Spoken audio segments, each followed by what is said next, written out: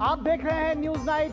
मैं हूं निखिल सिंह और तमाम ताजा तरीन खबरों के साथ विशेष खबरों की बात सबसे पहले करते हैं। दिवाली से पहले मोदी सरकार ने किसानों, छात्रों और कर्मचारियों को बड़ी सौगात दी है। इस खबर को विस्तार से हम आपको दिखाएंगे न्यूज नाइट में। वहीं दिल्ली में राष्ट्रीय स्वयंसेवक संघ के शताब्दी समारोह में प्रधानमंत्री ने स्मारक डाक टिकट और सिक्का जारी किया और संघ की यात्रा को राष्ट्र सेवा और अनुशासन की मिसाल बताया है। इस खबर पर विशेष चर्चा भी करेंगे। इधर भारतीय रिजर्व बैंक ने भी अपनी मौद्रिक नीति का ऐलान किया। लगातार दूसरी बार रेपो रेट में कोई बदलाव नहीं है, जबकि महंगाई का अनुमान घटाकर 2.6% कर दिया गया है। क्या है इसके मायने, इस पर भी हम बात करेंगे। इस खबर को विस्तार से दिखाएंगे और इसके अलावा देश दुनिया की तमाम ताजा तरीन अहम खबरें हम आपको दिखाएंगे। गहराई से विश्लेषण होगा न्यूज नाइट में। सबसे पहले हेडलाइंस। किसानों, छात्रों के लिए दिवाली से पहले मोदी सरकार का उपहार, बड़ी रबी की फसलों की एमएसपी, दालों में आत्मनिर्भरता मिशन को मंजूरी, 57 नए केंद्रीय विद्यालयों पर लगी मुहर, केंद्रीय कर्मचारियों के महंगाई भत्ते में भी बढ़ोतरी का फैसला।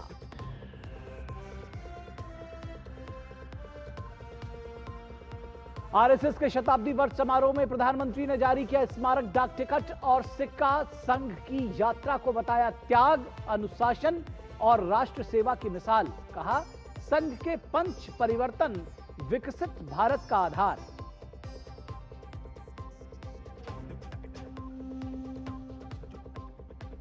आरबीआई की मॉनेटरी पॉलिसी कमेटी का फैसला, दूसरी बार ब्याज दरों में नहीं किया कोई बदलाव। ब्याज दर 5.5% पर बरकरार।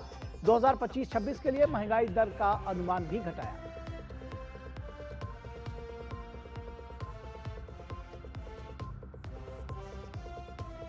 भारत की वैश्विक यात्रा में जुड़ा एक और नया अध्याय। इंडिया ईएफटीए ट्रेड डील आज से लागू। समझौता खोलेगा व्यापार, निवेश और रोजगार के नए अवसर।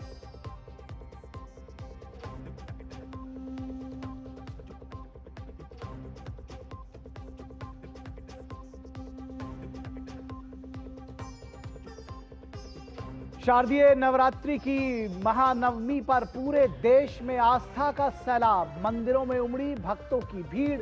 कल दशहरे के लिए देश भर में तैयारी।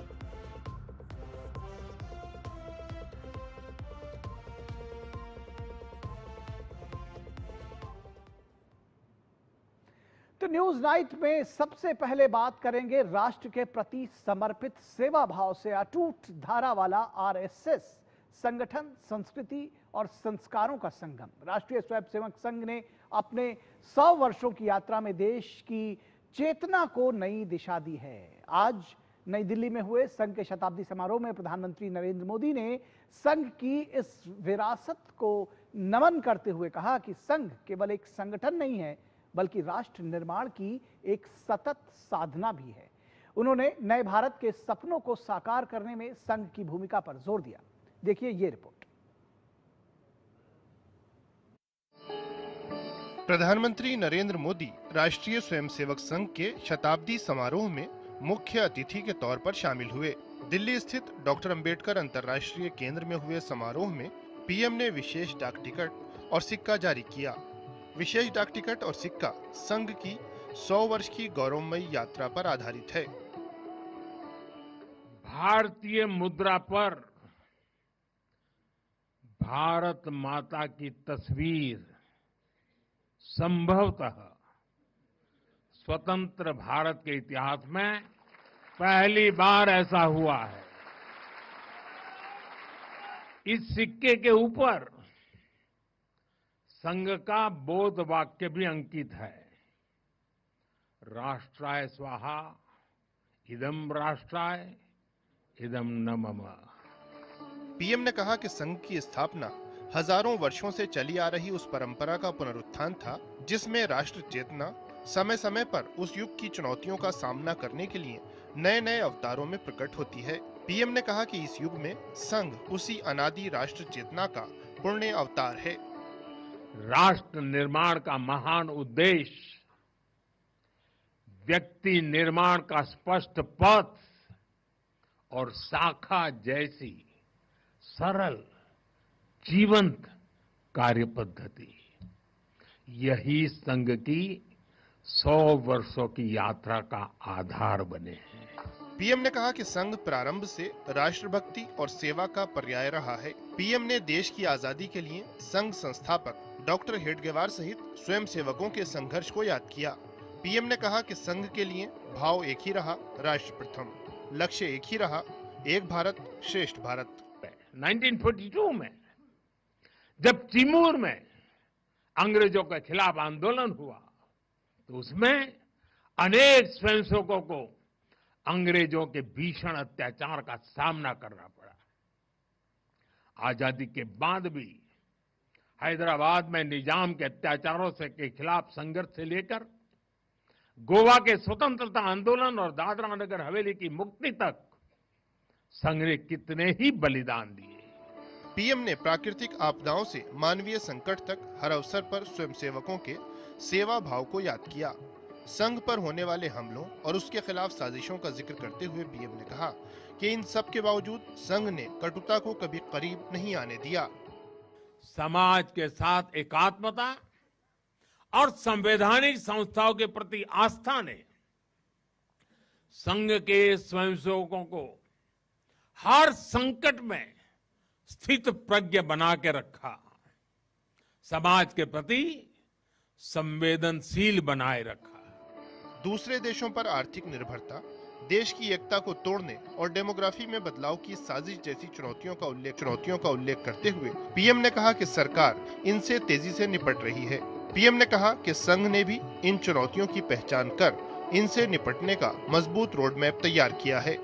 पीएम ने सामाजिक समरसता के संघ के संदेश को रेखांकित किया। डॉक्टर साहब से लेकर आज तक संघ की हर महान विभूति ने, हर सरसंघ चालक ने भेदभाव और छुआछूत के खिलाफ लड़ाई लड़ी है। परम पूज्य गुरु जी ने निरंतर न हिंदू पतितो भवेत की भावना को आगे बढ़ाया, यानी हर हिंदू एक ही परिवार है, कोई भी हिंदू कभी पतित या नीचा नहीं हो सकता। राष्ट्रीय स्वयंसेवक संघ के सरकार्यवाह दत्तात्रेय होसबाले ने संघ की 1 शताब्दी की यात्रा का उल्लेख करते हुए कहा कि समाज ने संघ के योगदान को देखा है। संघ के विचार भारत के इस मिट्टी के विचार हैं।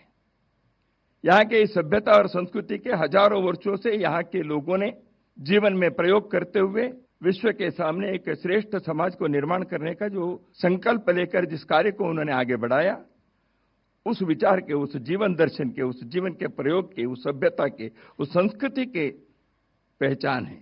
शून्य से 1 शतक बनते अंक की मन भावना, भारती की जय विजय हो,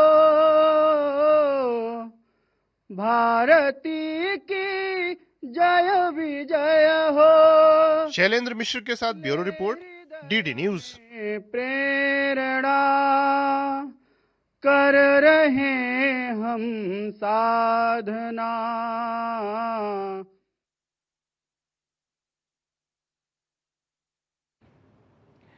और यहां रुकेंगे एक छोटे से ब्रेक के लिए। ब्रेक के बाद वापस लौटेंगे तो चर्चा करेंगे कि किस तरह से आरएसएस ने सेवा और समर्पण के इन 100 वर्षों में क्या उपलब्धियां रही, क्या आगे का उसका रोड मैप है और कैसे ये संगठन लगातार समाज की सेवा में रत रहा है। रुकेंगे एक ब्रेक के लिए।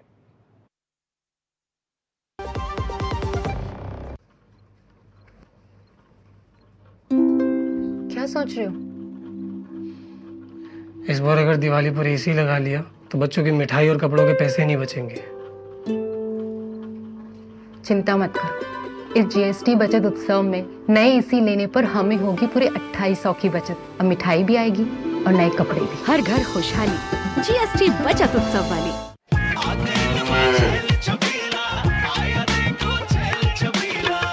एक कपिला, अरे भाई सब एक ही जैसा होता है। ये लो साधारण पशु आहार।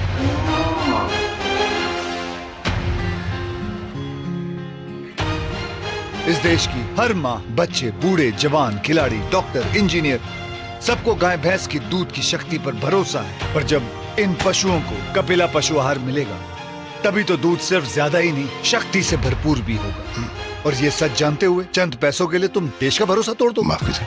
कपिला पशु आहार, देश का नंबर 1 पशु आहार।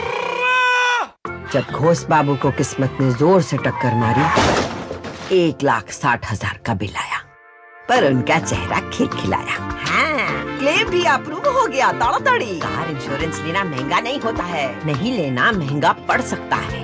वाह घोष बाबू, अच्छा किया इंश्योरेंस लिया। जब धरती चीर कर निकलता है लोहे का पत्थर और मिलता है मोंगिया के जोश से, फिर तपता है, पिघलता है और बनता है फौलाद। अब होता है सरिया सारी खूबियों के साथ। मोंगिया स्टील, मजबूत देश का मजबूत सरिया। स्वागत है आपका ब्रेक के बाद। और आज हम चर्चा करेंगे आरएसएस के 100 वर्ष पूरा होने पर किस तरह से सेवा और समर्पण के इन 100 वर्षों में आरएसएस के कार्य रहे हैं, कैसे क्या रोड मैप है आगे का, और कैसे ये संगठन लगातार संघर्ष भी करता रहा है, आगे भी बढ़ता रहा है तमाम आलोचनाओं के बजाय के साथ साथ, और क्या कुछ इसका आगे का रोड मैप है, क्या चुनौतियां हैं, किस तरह से नए संकल्प हैं, इन सारे विषयों पर चर्चा करेंगे। और आज यही हमारी विशेष चर्चा का विषय होगा। हमारी विशेष चर्चा का विषय है आरएसएस सेवा समर्पण के 100 वर्ष। आरएसएस सेवा समर्पण के 100 वर्ष, ये आज हमारी विशेष चर्चा का विषय है। और इस विषय पर बातचीत करने के लिए हमारे साथ 2 खास मेहमान जुड़े हुए हैं। और 2 खास मेहमान जुड़े हुए हैं हमारे साथ, उनसे आपका परिचय करा दें। हमारे साथ नरेंद्र कुमार जुड़े हुए हैं, अखिल भारतीय सह प्रचार प्रमुख हैं आरएसएस के। नरेंद्र कुमार जी, बहुत स्वागत है आपका। और इसके साथ ही साथ प्रफुल्ल केतकर, संपादक ऑर्गेनाइजर के वरिष्ठ पत्रकार हैं। प्रफुल्ल जी, बहुत स्वागत है आपका।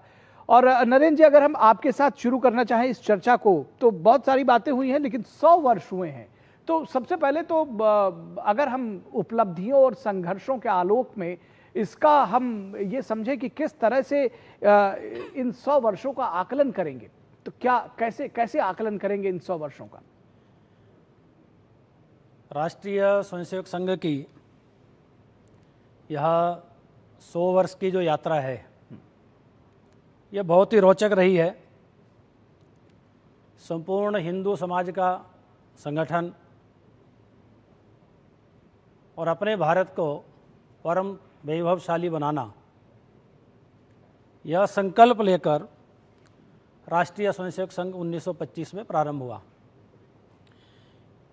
स्वयंसेवकों ने समाज के मन में पहला काम ये था कि एक विश्वास जागृत करना कि समाज संगठित हो सकता है, एक साथ मिलकर एक दिशा में चल सकता है।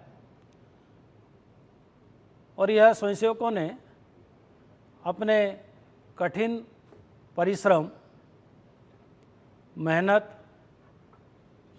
अनेक परिवारों के सहयोग और समाज के बहुत सारे ऐसे प्रमुख लोग, संस्थाएं, उनके समर्थन और सहयोग से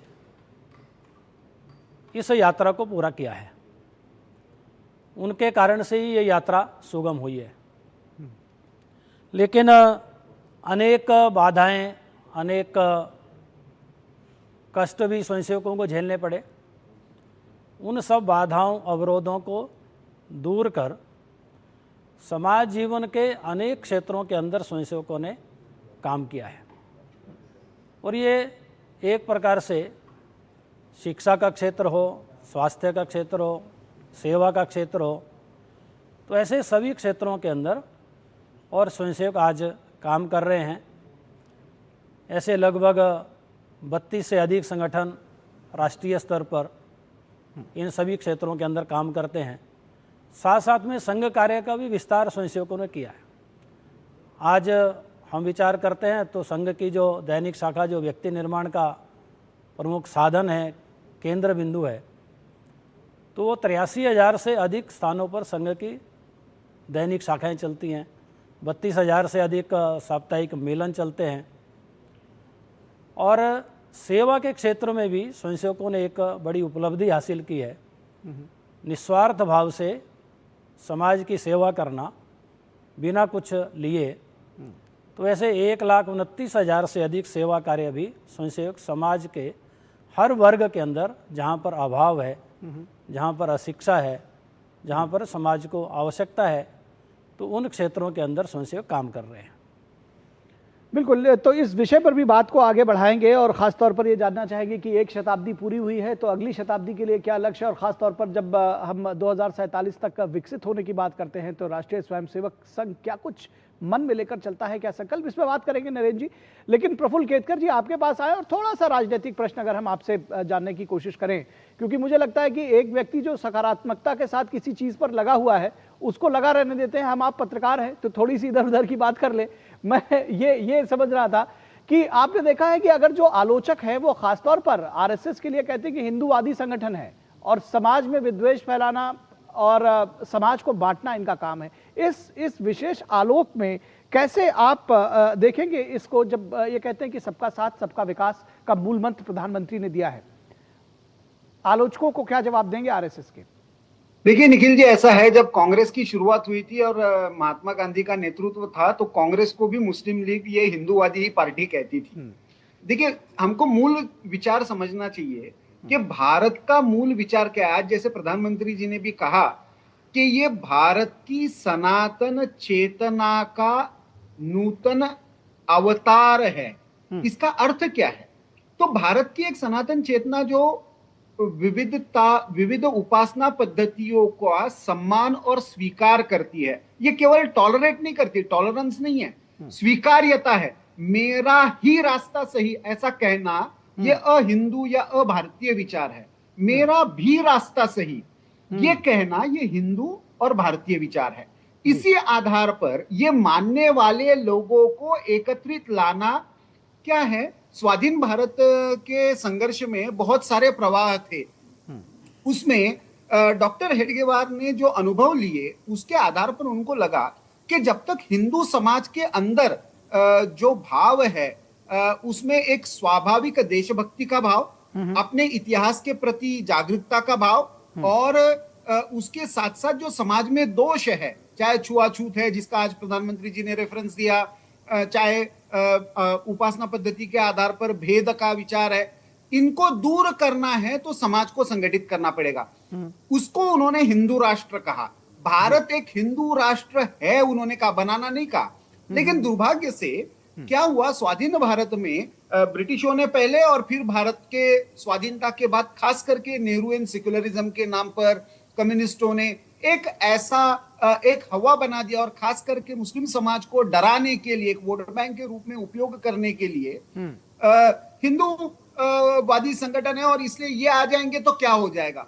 वास्तविकता यह है कि भारत का मूल विचार, यदि हिंदू समाज में सुधार होता है, समाज में एकात्मता का भाव रहता है, समाज में छुआछूत की परंपराएं कुरीतियां जो है वो दूर हो जाती है और उसके साथ साथ समाज ये मेरा देश है, ये मेरी मातृभूमि है, इस भाव से, इसलिए संघ हिंदू शब्द की व्याख्या करते हुए 3 केवल क्राइटेरिया लगाता है, समान संस्कृति, समान पूर्वज, समान मातृभूमि। ये हिंदू की व्याख्या यदि है तो इसमें किसको आपत्ति हो सकती है। इसलिए सरसंघ चालक जी ने जैसे अपने विज्ञान भवन वाले इसमें कहा था कि डॉक्टर एपीजे अब्दुल कलाम है, शहीद हमीद है, ये सारे, या अशफाक उल्लाह खान है, ये हमारे भी आदर्श है। ये कोई मुस्लिम समाज के आदर्श थोड़ी, ये देश के आदर्श है। राष्ट्र का विचार करते हुए हम जाति, पंथ, भाषा इससे ऊपर उठकर करें, यह भाव संस्कारित करने का विचार संघ ने अपने शाखा के माध्यम से लाया है। दुर्भाग्य से राजनीति में और राजनीतिक कारणों से इसको हिंदूवादी कम्युनल कहकर प्रताड़ित करने का प्रयास हुआ, लेकिन आज समाज में स्वीकार्यता दिखाती है। जैसे नरेंद्र जी ने कहा कितने सेवा कार्य बढ़े, कितनी शाखा बढ़ी है, ये सीधा सीधा ये दिखाता है कि समाज में ये सारा जो षड्यंत्र था वो विफल हुआ और समाज आज संघ के विचार को स्वीकार भी कर रहा है और आत्मसात करने के लिए भी निरंतर समर्थन में खड़ा है। बिल्कुल ठीक बात है। उसके साथ आगे बढ़ने की कोशिश की जा रही है। नरेंद्र कुमार जी, जब तमाम आप देख रहे हैं कि राजनीतिक तौर पर आलोचना भी हो रही है, बहुत सारा संघर्ष आप लोगों को इस पक्ष में भी करना पड़ रहा है कि कई बार अपनी बात को सही बात को समझाने के लिए भी बहुत संघर्ष करना पड़ रहा है। बावजूद इसके अगली शताब्दी के लिए क्या क्या रोड मैप है, और खासतौर पर जब हमारे प्रधानमंत्री इतने उत्साहित होकर के और इतने संकल्पों के साथ वो जब हमने 2047 तक का विकसित भारत का संकल्प लिया है, आपके यानी आरएसएस के क्या संकल्प हैं इसमें? राष्ट्रीय स्वयंसेवक संघ ने अपने शताब्दी वर्ष में कुछ कार्यक्रमों का विचार किया है जो हम समाज के हर व्यक्ति तक पहुंचना चाहते हैं। समाज के हर व्यक्ति को इस राष्ट्रीय आंदोलन के साथ जोड़ना चाहते हैं। तो पहली बात तो है कि हम और अधिक अपना भौगोलिक कार्य विस्तार हो, समाज का जो अभी स्थान हमारे से छूटा है जी, हम वहाँ तक पहुँचें, अपनी शाखाओं का कार्यों का विस्तार करें, सेवा कार्यों का विस्तार करने का हमारा प्रयत्न रहेगा। और दूसरा, जो समाज परिवर्तन के लिए आवश्यक बातें हैं, जो विकसित भारत की बात आप कह रहे हैं जी, तो आज के कार्यक्रम में माननीय सर कार्यवाह जी ने और माननीय प्रधानमंत्री जी ने भी उसका उल्लेख किया जी कि जो 5 बातें हैं, पंच संकल्प, पंच प्रण जिसको हम कह सकते हैं, पंच परिवर्तन, संघ के पंच परिवर्तन वाला जो विषय है, सामाजिक समरसता, ताकि समाज भेदभाव मुक्त हो, किसी प्रकार का जातिगत भेद ना हो, किसी के साथ अन्याय ना हो, कुटुंब प्रबोधन है, हमारे परिवार ये संस्कारित बने, सक्षम बने, जो समाज को जोड़ने की इकाई है जी। और पर्यावरण संरक्षण तीसरी बात है कि हमारा पर्यावरण ये स्वच्छ रहना चाहिए, शुद्ध रहना चाहिए। और चौथी बात है स्वबोध का भाव जागृत करना, स्व के आधार पर भारतीय समाज का जीवन चले, देश चले। और 5वीं बात है जी, वो नागरिक कर्तव्य बोध, हर नागरिक अपने दायित्व कर्तव्यों का निर्वहन करते हुए और देश को आगे लेकर के जाए जी। संघ चाहता है कि जो भारत है, जो भारत का समाज है, वो भेदभाव मुक्त बने, समता युक्त बने, समरसता युक्त बने। इसके लिए हम संघ के स्वयंसेवक पूरे वर्ष भर अनेक कार्यक्रमों के माध्यम से समाज तक पहुंचेंगे और समाज की भी सज्जन शक्ति को जोड़ करके इन सब बातों का आचरण व्यवहार अपने जीवन के अंदर हो, समाज के अंदर आए। ऐसा एक जो अपने राष्ट्र के इस पुनर्निर्माण का संकल्प राष्ट्रीय स्वयंसेवक संघ ने लिया है, इसकी सफलता के लिए हम पूरे समाज को जोड़ने का प्रयत्न अपने साथ उसकी गति को बढ़ाएंगे ताकि ये संकल्प जो है वो शीघ्रातिशीघ्र पूरा हो सके। बिल्कुल, लेकिन प्रधानमंत्री के शब्दों में नरेंद्र जी अगर हम देखें तो अब इस शताब्दी के लिए जब आप देखते हैं कि चैलेंजेस अब बदल गए हैं, चुनौतियां बदल गई हैं, अब घुसपैठिए भी, अब डेमोग्राफिक चेंज, अब इस तरह के चैलेंजेस सामने आए हैं, इस बीच में कैसे सामंजस्य बैठाएंगे? थोड़ा संक्षेप में जवाब दीजिएगा। इसके लिए स्वयंसेवक पहले से ही प्रयत्न कर रहे हैं। अनेक संगठन, कार्यकर्ता, संस्थाएं, समाज के भी बहुत सारे लोगों को जोड़ने का प्रयत्न, जो इन विषयों पर जागरूकता भी और दूसरा जहाँ जहाँ पर करने की संस्थागत जितनी मर्यादाएं होती हैं करने का प्रयत्न ये स्वयंसेवक पहले से ही कर रहे हैं और इन प्रयासों को आगे भी हम लेकर के जाएंगे, आगे बढ़ाएंगे। जी, लास्ट वर्ड्स प्रफुल्ल केतकर जी, आपसे चाहूंगा बहुत संक्षेप में अगर आप कुछ संदेश वन लाइनर देना चाहें, और खासतौर पर इस आलोक में कि राजनीतिक आलोचना खासतौर पर जो प्रमुख राजनीतिक विपक्षी दल हैं बीजेपी के खासतौर पर, वो कहीं ना कहीं एक जो जब सैफरन टेरर की बात करते हैं वो कहते हैं कि इस तरह की बातें जब इस तरह के नैरेटिव लेकर के आते हैं उसमें भी बार बार आरएसएस को लपेटने की कोशिश करते हैं। आपको लगता है कि ये एक बड़ा चैलेंज है और पब्लिक के बीच में इन चीजों को साफ किया जाना चाहिए? मुझे लगता है निखिल जी, मैं इसको थोड़ा सा अलग से देखता हूं। संघ ने इस देश के मिशन के साथ अपने आप को जोड़ लिया है।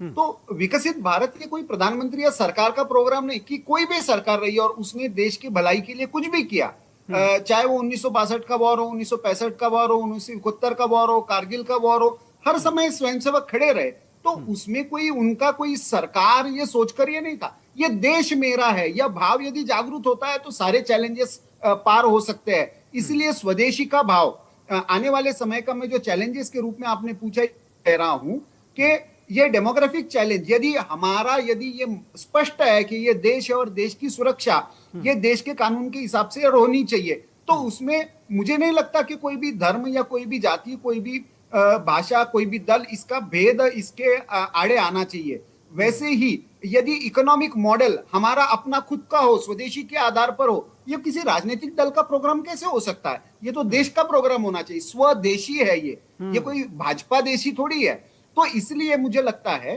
कि इस स्व के भाव के साथ यदि सोचते हैं तो बहुत सारी समस्याएं अपने आप ही हल हो जाती है। ये राष्ट्रीय स्वयंसेवक संघ का विश्वास है। राष्ट्रीय स्वयंसेवक संघ अपने कार्यकर्ताओं के माध्यम से समाज को यह विश्वास दिलाने में सफल हो रहा है कि यही रास्ता सही है। ये मैं मानता हूं 100 वर्ष की राष्ट्रीय स्वयंसेवक संघ की सबसे बड़ी उपलब्धि है। आने वाले 25 वर्ष की जो यात्रा है 2047 की, ये बहुत महत्वपूर्ण यात्रा इस विश्वास को और कितना सफल बनाने में आचरण से और व्यवस्था परिवर्तन से राष्ट्रीय स्वयंसेवक संघ सफल होता है, उस पर मुझे लगता है भारत की भी यात्रा निर्भर करेगी। जो संघ के विचार में मूल था कि भारत और संघ अलग अलग नहीं है, ये मुझे लगता है अगले 25 वर्ष में साकार होने जा रहा है। जी, बहुत शुक्रिया, बहुत धन्यवाद प्रफुल्ल केतकर जी हमारे साथ जुड़ने के लिए और नरेंद्र कुमार जी हमारे साथ जुड़ने के लिए, विचार साझा करने के लिए, आप दोनों लोगों का। और यहां रुकेंगे एक छोटे से ब्रेक के लिए, कहीं मत जाइएगा दोस्तों, जल्द हाजिर होंगे।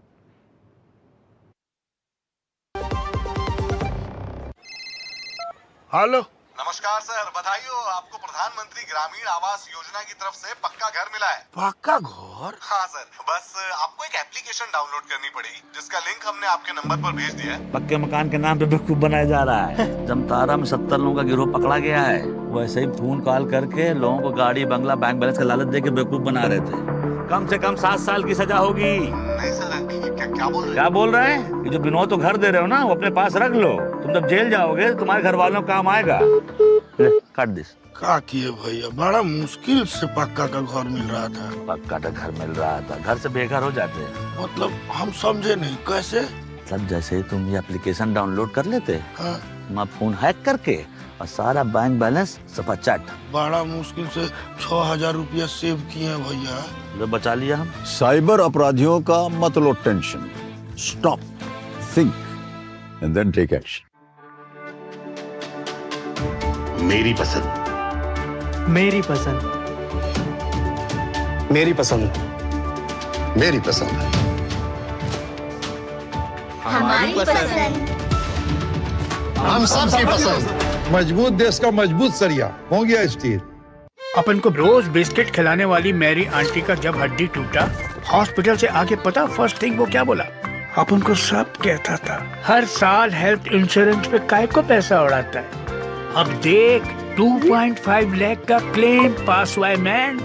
अच्छा किया इंश्योरेंस लिया। स्वागत है आपका ब्रेक के बाद। और महंगाई और विकास दर दोनों पर काबू पाने की कोशिश में भारतीय रिजर्व बैंक ने बड़ा कदम उठाया है। रेपो रेट में कोई बदलाव नहीं किया गया है, यानी कर्ज की लागत में कोई बढ़ोतरी नहीं होने जा रही है। अभी जैसी है वैसी ही बनी रहेगी। त्योहारों के मौसम में आम उपभोक्ता को राहत देने वाला ये फैसला बाजार में सकारात्मक संकेत भेज रहा है। आइए जानते हैं आरबीआई की इस मॉनेटरी पॉलिसी से क्या क्या बदलने वाला है। भारतीय रिजर्व बैंक ने रेपो रेट में एक बार फिर कोई बदलाव नहीं किया है। आरबीआई की मॉनेटरी पॉलिसी कमेटी ने बुधवार को रेपो रेट को 5.50% पर स्थिर रखने का फैसला किया है। इसके साथ ही एसडीएफ रेट 5.25% और एमएसएफ रेट 5.75% पर बरकरार रखा गया है। एमपीसी ने नीति रुख को न्यूट्रल बनाए रखा है। After a detailed assessment of the evolving macroeconomic conditions and the outlook, the MPC voted unanimously to keep the policy repo rate unchanged at 5.5%. Consequently, the STF rate remains at 5.25%, while the MSF rate and the bank rate remain at 5.75%. The MPC also decided to continue with a neutral stance. RBI governor ने कहा कि फैसले से महंगाई कम होगी। भारतीय reserve bank ने वित्त वर्ष 2026 के लिए महंगाई का अनुमान घटाकर 2.6% कर दिया है, जो पहले 3.1% था। the overall inflation outlook has turned even more benign in the last few months due to a sharp decline in food prices and the rationalization of GST rates. Headline inflation for this year has been consequently revised lower from 3.7%, which was projected in June, 3.1% in August, to now 2.6%. महंगाई और growth balance को ध्यान में रखते हुए RBI का ये फैसला बाजार और अर्थशास्त्रियों की उम्मीदों के मुताबिक रहा। फेस्टिव सीजन में ये फैसला जहां लोगों की जेब पर राहत डालने का काम करेगा, वहीं बाजार में सकारात्मक माहौल को बढ़ाएगा। Bureau report, DD news. तो इस विषय पर विस्तार से चर्चा भी करेंगे, लेकिन यहां रुकेंगे एक छोटे से ब्रेक के लिए। कहीं मत जाइएगा, जल्द हाजिर होंगे। जब घोष बाबू को किस्मत ने जोर से टक्कर मारी, 1,60,000 का बिल आया, पर उनका चेहरा खिलखिलाया। हाँ, क्लेम भी अप्रूव हो गया ताड़ाताड़ी। कार इंश्योरेंस लेना महंगा नहीं होता है, नहीं लेना महंगा पड़ सकता है। वाह घोष बाबू, अच्छा किया इंश्योरेंस लिया।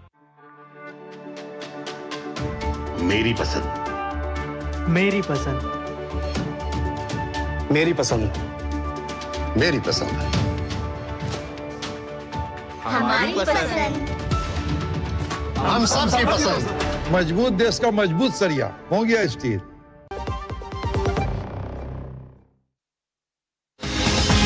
दिन भर की भाग दौड़ में जब छूट जाएं जरूरी खबरें, जब आप हो जल्दी में और जाननी हो हर खबर, जब फटाफट अंदाज में देखनी हो आपको तेज खबर, जब केवल आधे घंटे में जानना हो देश दुनिया का हाल,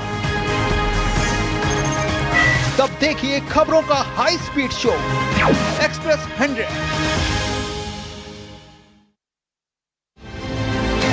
राष्ट्रीय खबरें हो या अंतर्राष्ट्रीय मुद्दे की बात, राजनीति से जुड़ा हर पहलू, साथ ही बिजनेस का उतार चढ़ाव,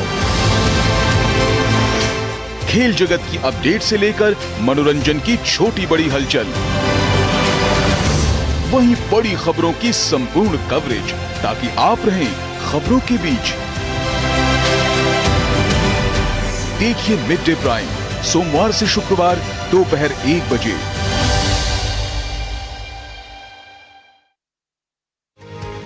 ब्रेक के बाद एक बार फिर आप सभी का स्वागत है। और रेपो रेट सामान्य रखा गया है, जैसा था वैसा ही रहेगा। इसके क्या प्रभाव होंगे, बाजार में इसके क्या संकेत हैं, इन सारे विषयों पर बातचीत करने के लिए हमारे साथ वरिष्ठ आर्थिक पत्रकार शुभमोय भट्टाचार्य जी जुड़े हुए हैं। शुभमोय जी, बहुत स्वागत है आपका। सबसे पहले तो इस फैसले को कैसे देखते हैं, क्या कुछ मन में रहा है आरबीआई के, क्या ये फैसला लेने से पहले क्या क्या सोचता है आरबीआई, कैसे देखते हैं इसको? देखिए, इस बारी रेपो रेट में जो उन्होंने टेबल रखा है, न्यूट्रल स्टैंस रखा है, उस पर वो चीज काफी एक्सपेक्टेड था। लेकिन बहुत बड़ा सवाल या बहुत ज्यादा एक बड़ा डिसीजन जो लिया गया वो ये है कि भारतीय बैंकों को कॉर्पोरेट जगत में मर्जर्स एंड एक्विजिशंस के मामले में उनको छूट दी गई है। साथ में अर्बन कोऑपरेटिव बैंक्स की नए लाइसेंसिंग प्रक्रिया पर भी आरबीआई ने अपना रुचि जताया है। ये दोनों ही भारतीय अर्थव्यवस्था के लिए बहुत बड़ा स्टेप्स है। क्यों? क्योंकि भारतीय बैंक्स अगर इसमें इन्वेस्टमेंट में आएंगे तो मर्जर्स एंड एक्विजिशंस में आएंगे तो भारतीय कंपनियों को विदेश में जाने के बजाय देश के अंदर के बैंक से ही उनको सपोर्ट मिलेगा।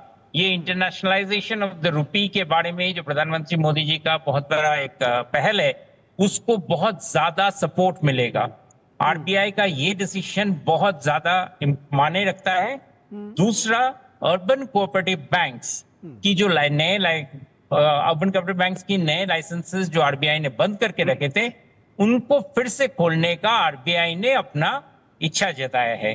ये दोनों ही भारत के स्मॉल एंटरप्राइजेस एक तरफ और दूसरी तरफ बड़े एंटरप्राइजेस, सबके लिए बैंकिंग क्षेत्र में दोनों बहुत ही सुदूर प्रसारी स्टेप्स हैं। जी जी, एक चीज और समझना चाहेंगे कि ये जो महंगाई का अनुमान जो घटा है 2.6 किया है, इसको कैसे देखते हैं और कितना फीजिबल लगता है आपको? आरबीआई के गवर्नर संजय मल्होत्रा जी ने जो बताया, रेट कट को पे सबसे ज्यादा महत्व देते हैं कि इन्फ्लेशन का दर क्या है, और सीपीआई में इस बार जो 2.1% का जो रेट हुआ है, या उनके इस साल चलते उन्होंने जो सस्ता रेट का जो बात रखा, जो मुद्रास्फीति का जो दर कम रहा है, ये उनके लिए एक बहुत बड़ा कंफर्ट फैक्टर है कि वो आगे चलकर रेट्स को अगर कम करना चाहेंगे तो उनको सपोर्ट मिलेगा। और भारत के लिए ये खासकर जरूरी है क्योंकि हम जियोपॉलिटिकल इंस्टेबिलिटी देख रहे हैं, चारों तरफ बहुत सारे असुविधाएं दुनिया में फेस हो रहे हैं। उसके बीच में आरबीआई को भारतीय इकोनॉमी को सहायता देने में ये एक बहुत बड़ा सक्षम स्टेप रहेगा। जी जी, GST reforms 2.0 doubled with no change in repo rates, त्योहारी सीजन कैसे आकलन करेंगे?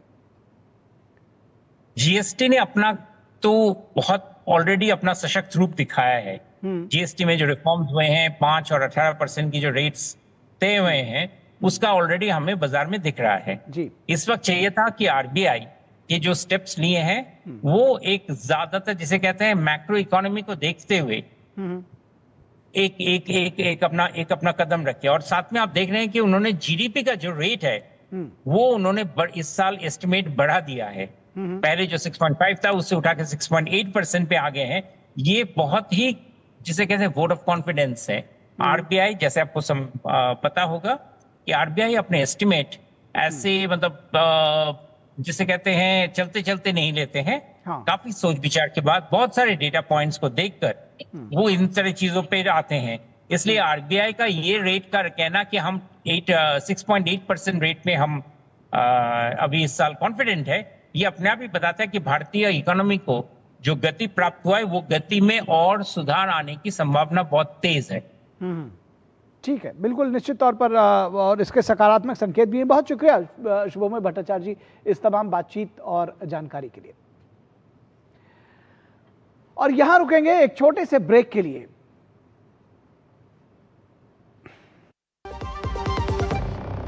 बस बस बस,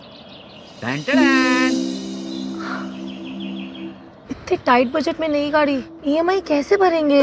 बिना टेंशन के। मतलब इस जीएसटी बचत उत्सव ना गाड़ियां हुई सस्ती। 1500 सीसी तक की कार पर 70,000 रुपए तक की बचत, यानी अब कार लेना और भी आसान। हर घर खुशहाली, जीएसटी बचत उत्सव वाली। मेरा कान खड़ा हुआ जब जोजी बोला, तुम तो गाड़ी इतना सेफ चलाते हो, तुमको मोटर इंश्योरेंस की क्या जरूरत है। जब कोकोनट हिट किया, जोजी यू टर्न लिया। Sorry, it's okay Jetha, motor insurance है इसके पास है ना।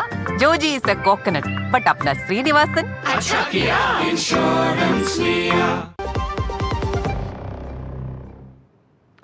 ब्रेक के बाद एक बार फिर आप सभी का स्वागत है। देश की अर्थव्यवस्था और आम जनता दोनों को राहत और नई ताकत देने वाले कई बड़े फैसले आज कैबिनेट की बैठक में लिए गए। प्रधानमंत्री नरेंद्र मोदी की अध्यक्षता में हुई इस बैठक में जहां केंद्र सरकार के कर्मचारियों और पेंशन भोगियों को दिवाली से पहले महंगाई भत्ते में बढ़ोतरी का तोहफा दिया गया, वहीं किसानों के लिए रबी फसलों के न्यूनतम समर्थन मूल्य में को भी बढ़ाया गया। और इतना ही नहीं, वंदे मातरम के 150 वर्ष पूरा होने पर देशव्यापी समारोह की तैयारी का भी ऐलान किया गया। यानी कैबिनेट की इस बैठक में फैसले हैं विकास के, राहत के और संकल्प के। और सबसे बात एक और भी रही कि प्रेजेंटेशन के दौरान केंद्रीय मंत्री अश्विनी वैष्णव ने मैप माई इंडिया का उपयोग कर स्वदेशी का संकल्प भी दोहराया। देखिए ये रिपोर्ट।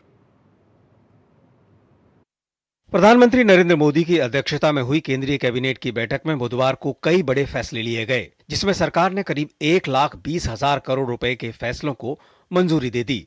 सरकार ने किसानों को उनकी उपज का लाभकारी मूल्य सुनिश्चित करने के लिए विपणन सत्र 2026-27 के लिए रबी फसलों के लिए एमएसपी में वृद्धि की है। एमएसपी में सबसे ज्यादा वृद्धि कुसुम के लिए 600 रुपए प्रति क्विंटल और मसूर के लिए 300 रुपए प्रति क्विंटल की गई है। रेपसीड, सरसों, चना, जौ और गेहूं के लिए क्रमशः 250 रुपए प्रति क्विंटल, 225 रुपए प्रति क्विंटल, 170 रुपए प्रति क्विंटल और 160 रुपए प्रति क्विंटल की वृद्धि की गई है। रबी सीजन की एमएसपी बढ़ाने से टोटल 84,263 करोड़ रुपीस हमारे किसान भाइयों के मेहनत के इसमें जाएंगे। एक अन्य खास फैसले में सरकार ने मिशन आत्मनिर्भरता दालों के तहत 2025-26 से 2030-31 तक चलने वाली इस योजना को 11,440 करोड़ रुपए की मंजूरी दे दी है, ताकि दालों के घरेलू उत्पादन को बढ़ाया जा सके और आयात पर निर्भरता कम हो। 11,440 करोड़ रुपीस के आउटले के साथ आत्मनिर्भर बनना पल्सेस में ये एक नया मिशन चालू किया जा रहा है। 6 साल के इस मिशन में कई सारे नए इनिशिएटिव लिए जाएंगे। इसको इम्प्लीमेंट करने के लिए बहुत बड़ा फोकस रहेगा, अच्छे बीज आए और अच्छी ट्रेनिंग दी जाए। सरकार ने असम में काजीरंगा राष्ट्रीय उद्यान खंड पर प्रस्तावित वन्यजीव अनुकूल उपायों के कार्यान्वयन सहित राष्ट्रीय राजमार्ग 715 के काली भोरे न्यूमालीगढ़ खंड के मौजूदा कैरिजवे को 4 लेन का बनाने और चौड़ा करने को मंजूरी दे दी है, जिसकी कुल लंबाई 85.675 किलोमीटर और कुल पूंजीगत लागत 6,957 करोड़ रुपए रखी गई है। प्रधानमंत्री नरेंद्र मोदी की अध्यक्षता में केंद्रीय मंत्रिमंडल ने बायोमेडिकल रिसर्च कैरियर प्रोग्राम चरण 3 को जारी रखने को मंजूरी दे दी है। साथ ही केंद्रीय मंत्रिमंडल ने बुधवार को वंदे मातरम गीत के 150 वर्ष पूरे होने के उपलक्ष्य में बड़े स्तर पर समारोह आयोजन करने को भी मंजूरी दे दी। Rishi Kumar, DD news, Delhi. Free trade association के बीच trade and economic partnership agreement बुधवार से लागू हो गया। नई दिल्ली स्थित भारत मंडपम में एक कार्यक्रम में इसे औपचारिक रूप से शुरू किया गया। भारत और यूरोपियन फ्री ट्रेड एसोसिएशन के बीच व्यापार समझौते पर 10 मार्च 2024 को हस्ताक्षर हुआ था। समझौता 16 वर्ष और 21 दौर की बातचीत के बाद 1 अक्टूबर 2025 में लागू हुआ है। स्विट्जरलैंड, नॉर्वे, आइसलैंड और लिंकस्टीन चारों देश यूरोपीय फ्री ट्रेड एसोसिएशन के सदस्य हैं। ये भारत की वैश्विक पहुंच में एक ऐतिहासिक मील का पत्थर है। अगले 15 वर्ष में $100 अरब के निवेश का लक्ष्य रखा गया है, जिसमें भारत में 10 लाख नौकरियां बनने का अनुमान है। इस अवसर पर केंद्रीय वाणिज्य एवं उद्योग मंत्री पीयूष गोयल ने कहा कि महानवमी पर EFTA का लागू होना बेहद शुभ है। ये पहला समझौता है जिसमें निवेश प्रतिबद्धता है। उन्होंने कहा कि भारत और EFTA देशों के नवाचार मिलकर विशेष रूप से जियोथर्मल टेक्नोलॉजी में विश्व बाजार पर कब्जा कर सकते हैं। उन्होंने आगे कहा कि यह समझौता उन ढेर सारे कामों की शुरुआत मात्र है जो हम साथ साथ मिलकर कर सकते हैं। I'm delighted that the colleagues from the 4 EFTA nations have helped us, what I believe is not just another free trade agreement, but an agreement which defines trust. First agreement which will have an investment commitment to balance and make the two sides equitable and bring fairness to the arrangement between the two set of partners. और केंद्रीय वाणिज्य एवं उद्योग मंत्री पीयूष गोयल ने कहा कि यह समझौता व्यापार, निवेश और रोजगार के नए अवसर खोलेगा और देश में लोगों और व्यवसायों को लाभ मिलेगा। When we get together with your 4 nation EFTA grouping, we can truly bring in a lot of opportunities for you, your companies, and for Indian companies. There are areas in professions like nursing, accountancy, technology, artificial intelligence. There are areas in education, audiovisual services, culture, tourism, recreation. So many areas that we can capture together. वहीं EFTA देशों और भारत के बीच लागू हुए व्यापार और आर्थिक समझौता साझेदारी पर आर्थिक मामलों की स्विस राज्य सचिव हेलेन बुडलिगर आर्टिएडा ने कहा कि ये एक संतुलित समझौता है। उन्होंने महानवमी के अवसर पर लागू हुए समझौते को एक शुभ संकेत बताते हुए कहा कि इसके लिए इससे बेहतर दिन और नहीं हो सकता था। उन्होंने इस बात की संभावना भी जताई है कि भारत जल्द ही शीर्ष 3 अर्थव्यवस्थाओं में शामिल हो जाएगा। Today is not just a ceremony. For us, it's a big day of celebration. A day that marks the beginning of a new chapter in the partnership between the EFTA states and India. I learned from our local team that today is also Maha Navami. It's surely not a coincidence that this auspicious day coincides with the coming into force of TEPA, a sign that TEPA begins with divine blessings. और रक्षा मंत्री राजनाथ सिंह ने कहा है कि GST reforms 2.0 का रक्षा क्षेत्र में खरीद पर सीधा प्रभाव पड़ेगा। राजनाथ सिंह ने बुधवार को नई दिल्ली में रक्षा लेखा विभाग दिवस समारोह को संबोधित करते हुए कहा कि ऑपरेशन सिंदूर में पूरी दुनिया ने देखा कि किस तरह से हमारी सेनाओं ने एक ऐतिहासिक और निर्णायक जीत हासिल की है। रक्षा मंत्री राजनाथ सिंह बुधवार को दिल्ली में आयोजित रक्षा लेखा विभाग के 278वें वार्षिक दिवस समारोह में मुख्य अतिथि के रूप में शामिल हुए। रक्षा मंत्री ने made in India AI chatbot ज्ञान साथी का भी शुभारंभ किया। रक्षा मंत्री ने कार्यक्रम को संबोधित करते हुए कहा कि डिफेंस सेक्टर में डिजिटल इंडिया का काफी उपयोग किया जा रहा है। उन्होंने सरकार द्वारा जीएसटी दरों में किए गए सुधार को एक प्रगतिशील कदम बताते हुए कहा कि इससे रक्षा क्षेत्र में खरीद पर सीधा प्रभाव पड़ेगा और जीएसटी दरों में कमी से अधिक खरीद संभव हो सकेगी। भारत सरकार ने अभी हाल ही में एक प्रोग्रेसिव स्टेप लेते हुए, आप सबको जानकारी है, सारे देश को जानकारी है, जीएसटी रेट को इम्प्रोवाइज किया है, उसमें रिवीजन किया है, जिसका प्रोक्योरमेंट पर भी डायरेक्ट इम्पैक्ट पड़ना तय है और यह हमारे लिए अच्छी बात है। चीज़ों के रेट्स कम होने से अधिक प्रोक्योरमेंट संभव हो सकेगा और आप लोग सभी सर्विसेज और एक्विजिशन विंग के साथ मिलकर यह इंश्योर करिए कि इस रिफॉर्म के बाद जो भी एक्स्ट्रा राशि हमारे पास बचती है उसका अधिक से अधिक यूटिलाइजेशन आप लोग कर सकें। इस अवसर पर रक्षा मंत्री राजनाथ सिंह ने कहा कि ऑपरेशन सिंदूर में पूरी दुनिया ने देखा कि किस तरह से हमारी सेनाओं ने एक ऐतिहासिक और निर्णायक जीत हासिल की।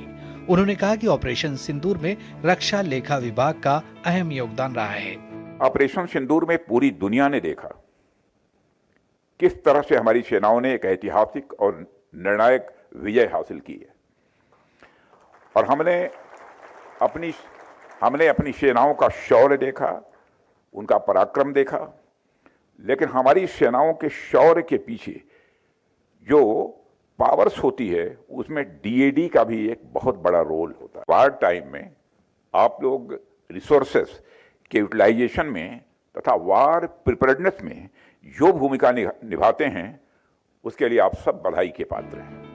रक्षा मंत्री ने रक्षा क्षेत्र में अनुसंधान और विकास आधारित प्रौद्योगिकियों को बढ़ावा देने के लिए देश में एक नवाचार इकोसिस्टम बनाने का आह्वान किया। उन्होंने कहा कि रक्षा बजट के संरक्षक के रूप में लेखा विभाग अनुसंधान और विकास को सुगम बनाने में महत्वपूर्ण भूमिका निभाता है। विशाल बैरिस्टो की रिपोर्ट, डीडी न्यूज। और आज शारदीय नवरात्र में नवमी का दिन है और नवरात्रि के 9वें दिन नवदुर्गा के 9वें स्वरूप यानी मां सिद्धिदात्री की विधि विधान से पूजा अर्चना की जाती है, उनकी उपासना की जाती है। नवमी तिथि पर मां सिद्धिदात्री की पूजा करने से जीवन के सारे कष्ट दूर होते हैं। कहा जाता है वो सर्वार्थ सिद्धियों को देने वाली देवी हैं। देश भर के मंदिरों में आस्था और साहस का अद्भुत संगम देखने को मिल रहा है। आइए देखते हैं मां सिद्धिदात्री की उपासना में लीन भक्ति में भारत के विविध रंग।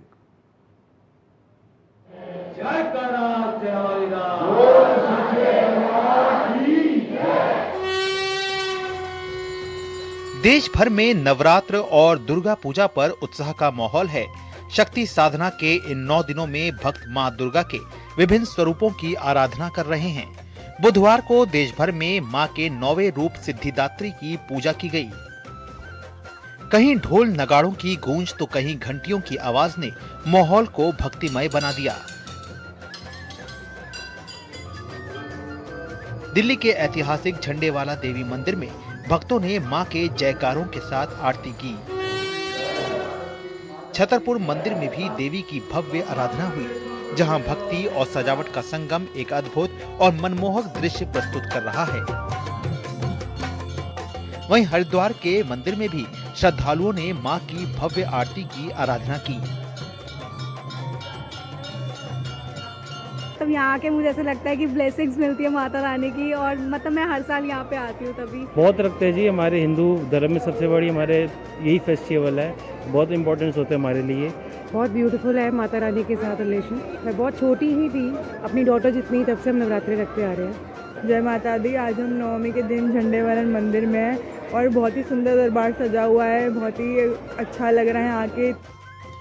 नवमी के दिन कन्या पूजन और हवन का भी विशेष महत्व होता है। इस अवसर पर देश भर के मंदिरों में भक्तों द्वारा कन्या पूजन और हवन किए गए। भक्तों ने 9 कन्याओं को देवी स्वरूप मानकर पूजन किया और उन्हें भोजन और उपहार भेंट किए।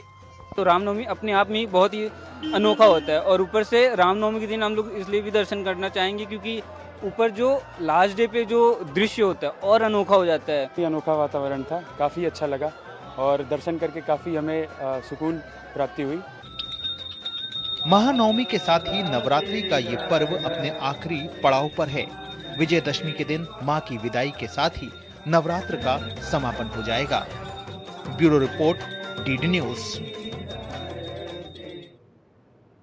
और अब आइए एक नजर डालते हैं देश दुनिया की कुछ महत्वपूर्ण खबरों पर फटाफट अंदाज में।